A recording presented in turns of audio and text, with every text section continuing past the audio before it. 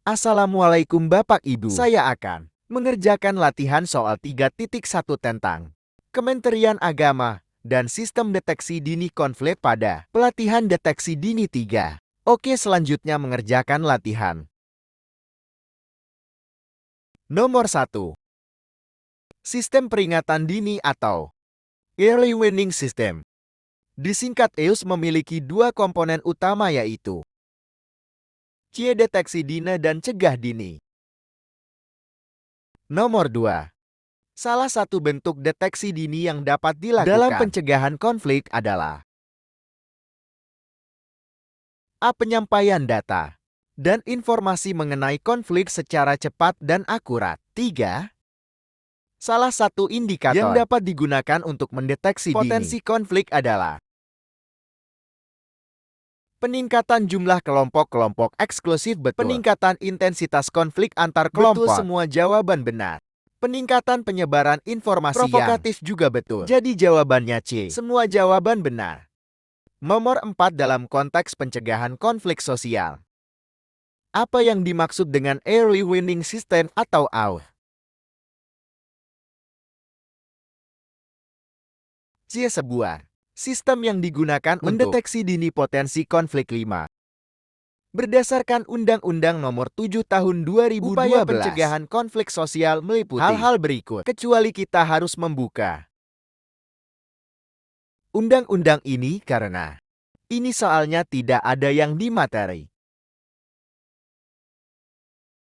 A. Memelihara kondisi damai dalam masyarakat ini betul. Mengembangkan sistem penyelesaian perselisihan secara damai betul. Membangun sistem peningkatan dini betul. Meredam potensi konflik juga betul.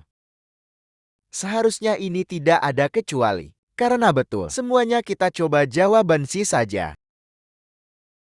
Membangun sistem peringatan dini. Oke, sebelum selesai kita koreksi ulang. Nomor 1 C. 2. 3 C. 4. 5 C. Selesai ujian yakin. Oke, lolos passing grade. Bisa diulang kalau mau 100. Tapi lanjut saja. Saya akan melanjutkan latihan 3 tentang 5 level konflik pada pelatihan deteksi dini 3. Selanjutnya mulai mengerjakan. Nomor 1 pada level disagreement. Konflik biasanya terjadi karena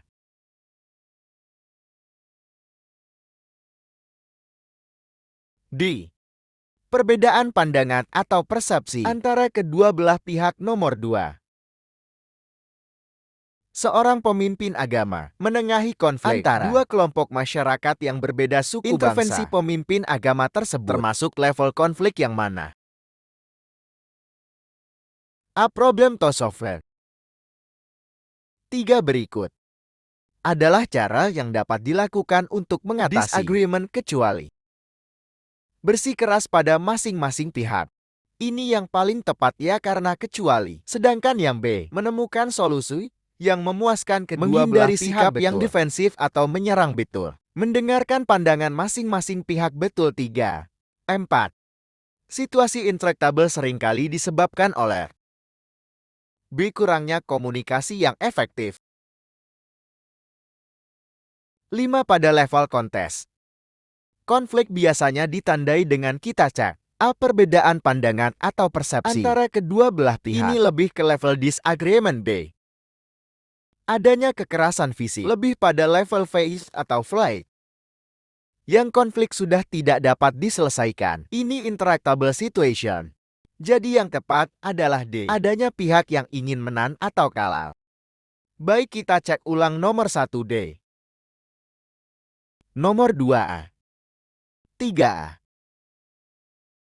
4 B. 5 D. Selesai ujian.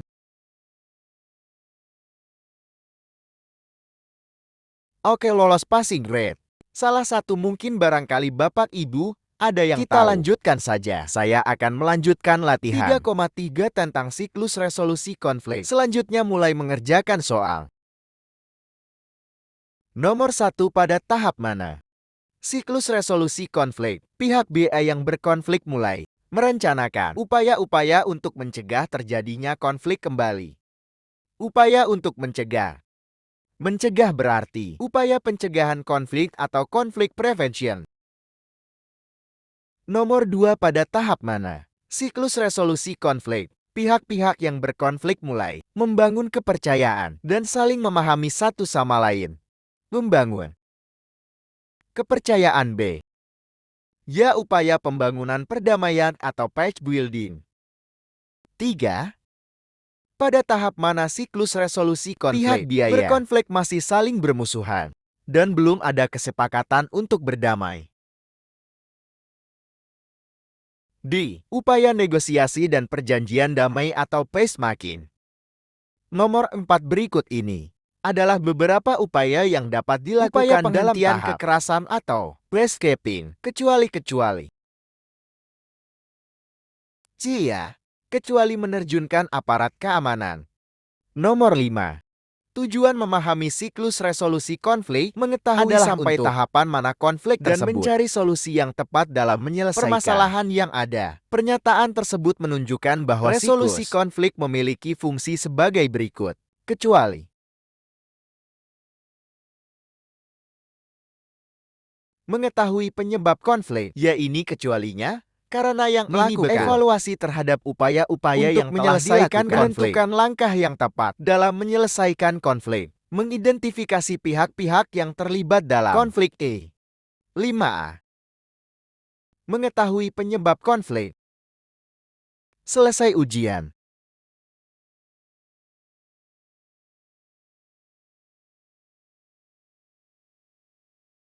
Saya akan mengulangi latihan pada soal 3,3 tentang siklus resolusi konflik ini.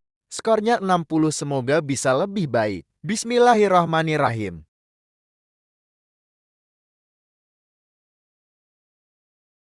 Nomor 1, pada tahap mana siklus resolusi konflik, FEBA yang berkonflik mulai merencanakan upaya-upaya untuk mencegah terjadinya konflik kembali. Upaya untuk mencegah ini di upaya pencegahan konflik, konflik prevention. 2. Pada tahap mana siklus resolusi konflik, pihak-pihak yang berkonflik mulai membangun kepercayaan dan saling memahami satu sama lain. Membangun kepercayaan berarti B. Upaya pembangunan perdamaian atau peace building. Pada tahap mana siklus resolusi konflik, pihak-pihak yang berkonflik masih saling bermusuhan dan belum ada kesepakatan untuk berdamai. D. Upaya negosiasi dan perjanjian damai atau peacemaking. 4. Berikut ini adalah beberapa upaya yang dapat dilakukan dalam penghentian kekerasan atau peacekeeping kecuali. Kita coba D. Melakukan negosiasi. 5. Tujuan memahami siklus resolusi konflik adalah untuk mengetahui sampai tahapan mana konflik dan mencari solusi yang tepat dalam menyelesaikan permasalahan yang ada. Pernyataan tersebut menunjukkan bahwa resolusi konflik memiliki fungsi sebagai berikut.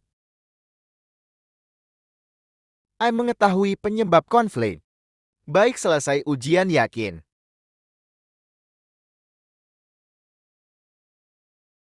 Alhamdulillah lolos passing grade 80. Baik, kita lanjutkan saja ya. Saya akan melanjutkan untuk latihan soal tentang dimensi dan indikator sistem deteksi dini konflik. Oke, selanjutnya mulai mengerjakan. Nomor 1 berikut adalah beberapa faktor yang perlu diperhatikan dalam deteksi dini potensi konflik. Kecuali A. Tingkat eskalasi konflik. 2. Sebutkan 2 faktor yang perlu diketahui oleh penyuluh dalam mendeteksi potensi konflik di daerahnya. P. Profil wilayah dan sejarah konflik. 3. Berikut adalah contoh indikator yang dapat digunakan untuk mendeteksi potensi konflik kecuali. B. Peningkatan intensitas pertemuan dan kegiatan keagamaan. Nomor 4, dalam melakukan deteksi diri potensi konflik, penyuluh perlu memahami profil wilayah atau kabupaten menjadi objek konflik. Hal ini penting untuk mengetahui A. Penyebab konflik yang mungkin terjadi. Betul. B. Pihak-pihak yang berpotensi terlibat konflik. Betul. C. Potensi dampak konflik. Juga betul. D. Semua jawaban benar. Nomor 4 ya di 5. Berdasarkan informasi yang tersedia, berikut adalah contoh deteksi dini potensi yang konflik dapat dilakukan oleh praktisi keagamaan di daerah kecuali.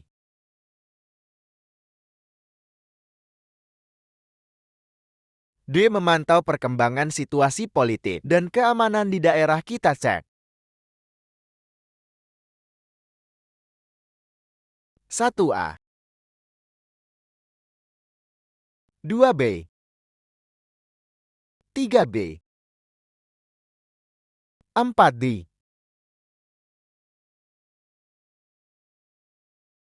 6. Selesai ujian, bismillah.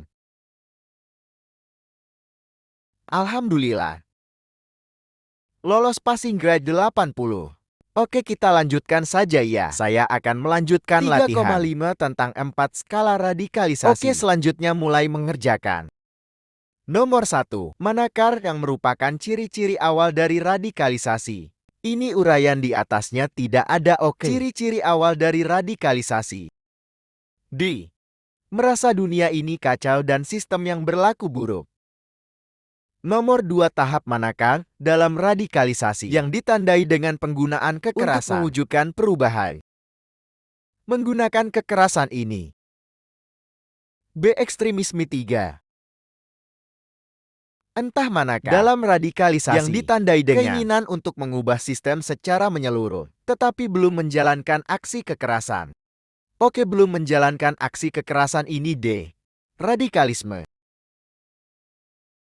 4. Tahap manakah dalam radikalisasi yang ditandai dengan penolakan terhadap nilai-nilai yang berbeda?